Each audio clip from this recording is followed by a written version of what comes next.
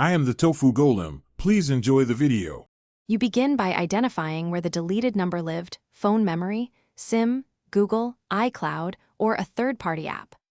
Once done, pause any automatic syncs and avoid creating new contacts so data isn't overwritten. Make sure you have account credentials and device backup access ready. This speeds login and restores. You'll use these details immediately to access backups or account trash, so keep your phone unlocked and connected to Wi-Fi before moving into the next steps. Now you pursue the actual restore path based on storage type. For cloud accounts, open Google Contacts or iCloud and look in Trash or Recently Deleted. These keep items for about 30 days, so restore with one tap. If you rely on device backups, restore the contacts portion from the latest backup. Make sure you understand that a full device restore may overwrite recent data.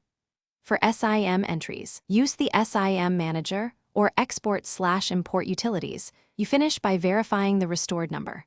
Open the contact, confirm phone, email, and account assignment, and save it to the preferred account so it syncs.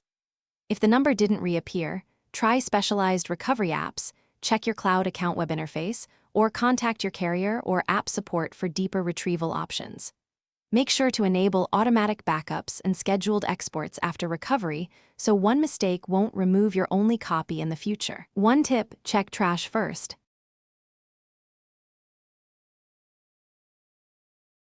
Thanks for watching. Consider subscribing if we helped you today.